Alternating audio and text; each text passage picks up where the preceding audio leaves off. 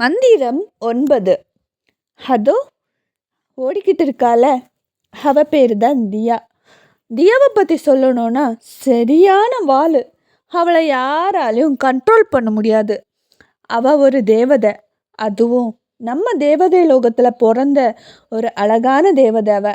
இருள் தேவதை கிட்ட இருந்து அவளை காப்பாற்றுறதுக்காக ராதா ப்ரெக்னெண்ட்டாக இருக்கும்போதே அவள் வயத்தில் இருந்த அந்த குழந்தைய நாங்கள் எடுத்துட்டோம்.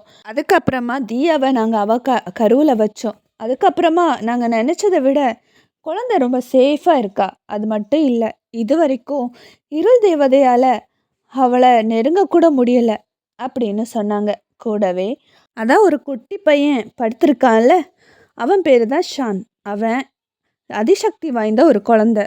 அவனை தான் நீ பாதுகாக்க போகிற அப்படின்னு சொன்னாங்க. இதை கேட்ட பூமி, அதிசக்தினா என்னம்மா அப்படின்னு கேட்டா.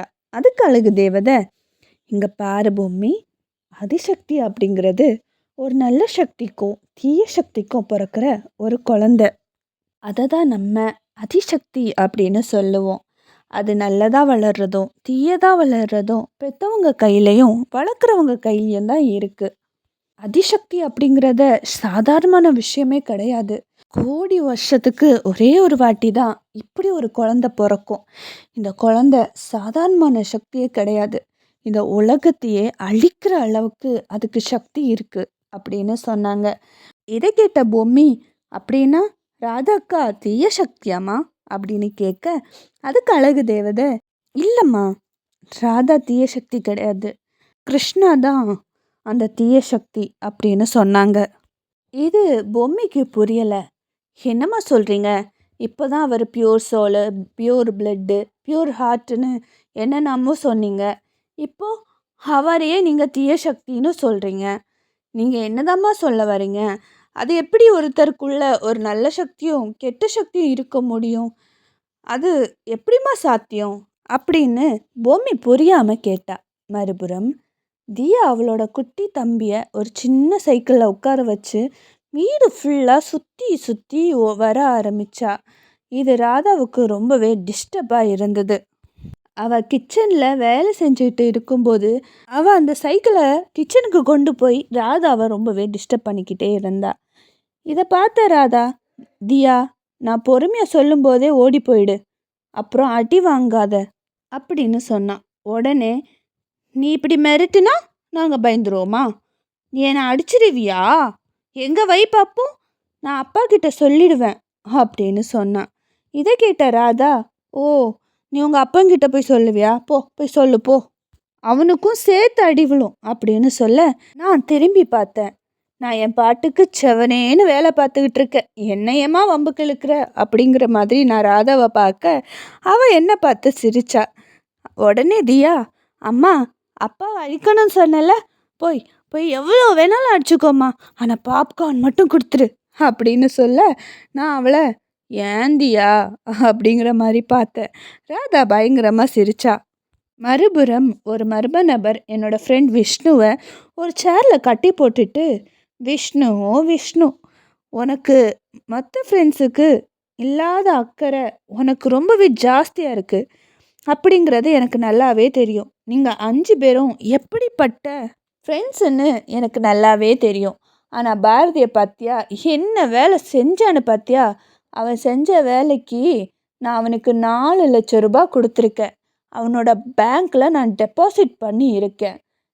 நான் சொல்கிற வேலையை நீயும் செஞ்சா உனக்கு டபுள் மடங்காக நான் காசு தரேன் அப்படின்னு சொன்னாங்க. இதை கேட்ட விஷ்ணு ரொம்ப கோபமாக, என்ன நினச்சிட்ருக்கீங்க? நீங்கள் காசு கொடுத்தா நான் என்ன வேணாலும் பண்ணுவேன்னு நினச்சிங்களா? நீங்கள் என்ன வேணாலும் செய்யுங்க, நீங்கள் எவ்வளோ கோடி காசு கொடுத்தாலும் நீங்கள் சொல்கிற வேலையை நான் செய்யவே மாட்டேன் அப்படின்னு சொன்னான். அப்போது அவன் பின்னாடியிலேருந்து யாரோ கை தட்டுற சத்தம் கேட்டுச்சு. ஷபாஷ் விஷ்ணு, ஷபாஷ், நண்பனா இப்படி தான் இருக்கணும். ஆனால் உங்கள் ஃப்ரெண்ட்ஷிப்பை எவ்வளோதான் நாங்கள் கெடுக்கணும்னு நினச்சாலும் நீ அவ்வளோ சீக்கிரமாக எங்கள் வலையில் சிக்க மாட்டுற. உங்கள் ஃப்ரெண்ட்ஷிப்பை உடைக்கிறதுக்கு கூட எங்களால் முடியலை. நீ கனவுல கூட நினைக்காத அளவுக்கு நான் உனக்கு பண்ண முடியும். ஆனால் நாங்கள் சொல்கிறத நீ செய்யணும் அப்படின்னு அந்த லேடி சொன்னாங்க.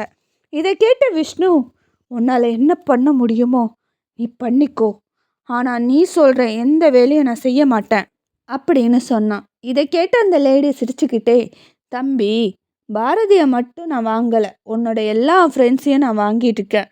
ஆனால் உன்னையும் ஆர்ஜுனையும் மட்டும் எங்களால் இன்னுமே பண்ண முடியலை. அதனால தான் உங்களை விட்டு வச்சுருக்கோம்.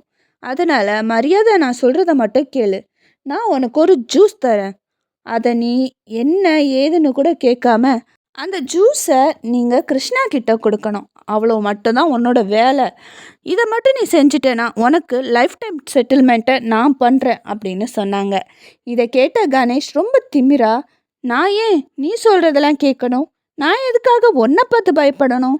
மறைஞ்சு நிற்கிற உன்னை பார்த்து பயப்படணும்னு எனக்கு எந்த ஒரு அவசியம் இல்லை. நீ என்ன தந்தாலும் நான் சாப்பிட மாட்டேன் அப்படின்னு சொல்ல அந்த லேடி வெளிச்சத்துக்கு வந்தாங்க.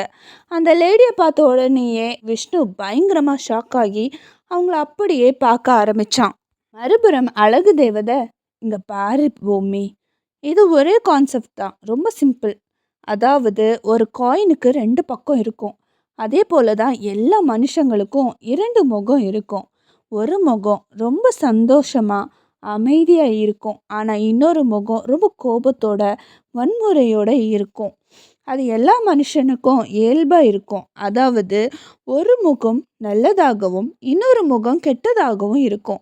அப்படி அவங்க நல்லதாக இருக்கும்போதே இருக்க விட்டுட்டாங்கன்னா அவங்க அப்படியே இருந்துருவாங்க. ஆனால் அவங்கள வம்பிழுக்கிறது, தேவையில்லாத விஷயத்தில் மாட்டி விடுறது, பிரச்சனைகள் இருந்துச்சு இல்லை அவங்கள ஹர்ட் பண்ணும்போது அவங்க மறைச்சி வச்சுருக்க இன்னொரு முகம் வெளிப்படும்.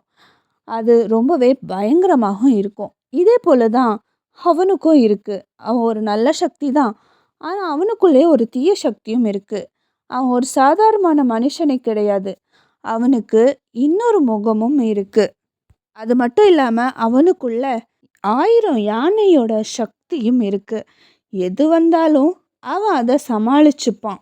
நீ ஒரு விஷயத்தை கவனிச்சியா? நம்ம ராதா ப்ரெக்னெண்ட்டாக இருக்கும்போதே அன்னைக்கு நைட் சில ரவுடிக வம்பு இழுத்தாங்க. அப்போது அவனுக்கு தெரியாமலே அவன் சண்டை போட்டிருக்கான். அப்போ தான் அவனோட இன்னொரு முகம், அதாவது தீய முகம் வெளியே வந்துச்சு. ஆனால் அது அவன் ரொம்பவே கண்ட்ரோல் பண்ணி கட்டுப்பாட்டில் வைக்கிறதுனால பிரச்சனை இல்லை. ஆனால் அன்னைக்கு கண்ட்ரோலை மீறினால தான் அந்த ரவுடிகள் அவனை பார்த்தாலே பயப்படுறாங்க. ஆனால் பாவம், நடந்தது என்னன்னு அவனுக்கே தெரியாமல் போயிடுச்சு. இப்படி அவனுக்குள்ளே இருக்க அந்த 2 சக்தியும் மெர்ஜ் ஆகி அது இப்போ ஷானுக்கு இருக்குது. ஷான் ஒரு அதிசக்தியாக பிறந்திருக்கான். ஷானுக்கு இப்போ ஒரு வயசு 2 வயசு தான் இருக்கும். அதனால் அவனால் சரியாக நடக்கவும் பேசவும் முடியாது.